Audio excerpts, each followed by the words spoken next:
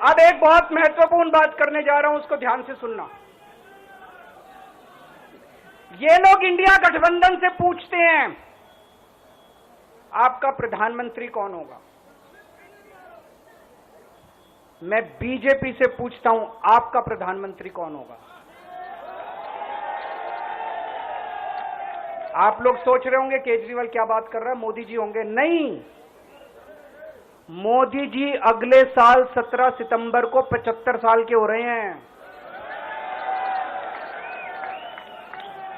BJP के अंदर मोदी जी ने 2014 में मोदी जी ने खुद ने रूल बनाया था कि बीजेपी के अंदर जो भी 75 साल का होगा उसको रिटायर कर दिया जाएगा। सबसे पहले आडवाणी जी को रिटायर किया गया, उसके बाद मुरली मनोहर जोशी जी को रिटायर किया गया, फिर सुमित्रा महाजन को रिटायर किया गया, फिर यशवंत सिन्हा को रिटायर किया गया।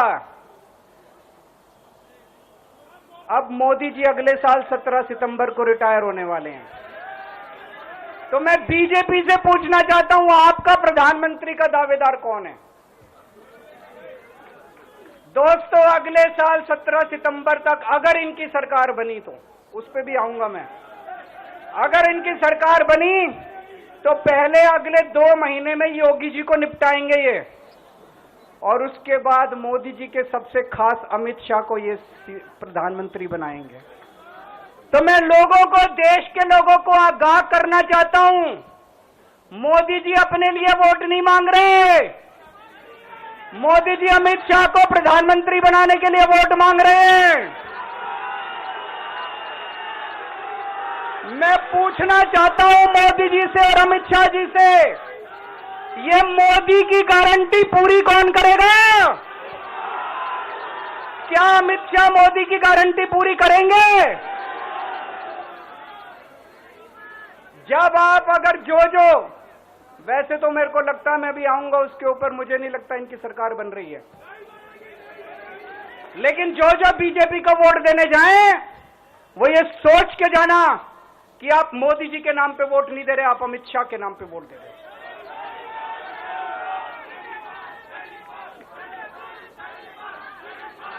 अब एक खुशखबरी आप लोगों के लिए, अब एक खुशखबरी है, सबको बता देना जो मैंने बातें कही हैं बड़ी सोच समझ के कही हैं।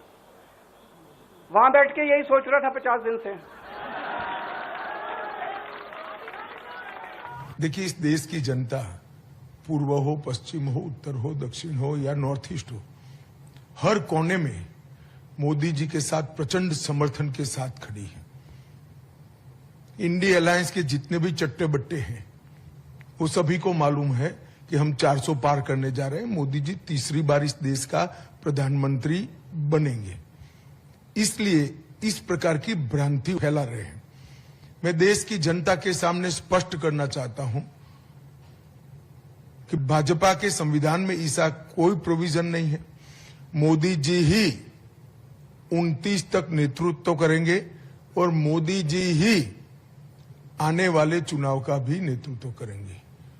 इंडिया अलायंस के लिए कोई अच्छा समाचार नहीं है। उनको खुश होने की जरूरत नहीं है। उनको ज्यादा परिश्रम करना चाहिए, भ्रष्टाचार बंद करना चाहिए और लोगों के प्रति सहानुभूति और संवेदनशीलता के साथ काम करना चाहिए। इसकी जगह इस प्रकार के झूठे भ्रम फैलाकर वो चुनाव नहीं जीत सकते। मोदी जी इस देश को बहुत आगे ले गए हैं और मोदी जी को इस देश को और आगे ले जाना है। किसी भी प्रकार की कोई कंफ्यूजन भारतीय जनता पार्टी के कोई क्वार्टर में नहीं है। ये देश की जनता को स्पष्ट होना चाहिए। अरविंद केजरीवाल जी ने एक बहुत ही जायज सवाल खड़ा किया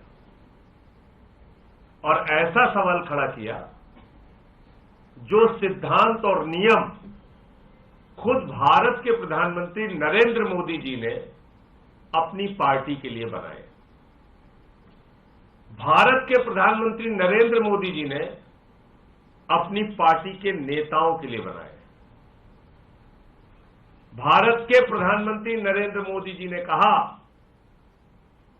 भारतीय जनता पार्टी में जो 75 वर्ष का हो जाएगा उसको चुनाव लड़ने की इजाजत नहीं है, वो रिटायर हो जाएगा। और इसी फॉर्मूले के तहत उन्होंने बीजेपी के संस्थापक, यानी जिस व्यक्ति ने अपने खून पसीने से भारतीय जनता पार्टी बनाई, लालकृष्ण आडवाणी जी को चुनाव लड़ने से मना कर दिया, उनको किनारे कर दिया। इसी 75 वर्ष के फॉर्मूले के तहत उन्होंने भारतीय जनता पार्टी के वरिष्ठ नेता, जो फाउंडर थे, अध्यक्ष रह चुके थे बीजेपी के, मुरली मनोहर जोशी जी को किनारे कर दिया, चुनाव लड़ने से मना कर दिया। इसी फॉर्मूले के तहत यशवंत सिन्हा जी, जो पूर्व केंद्रीय मंत्री हैं, उनको रिटायर कर दिया गया।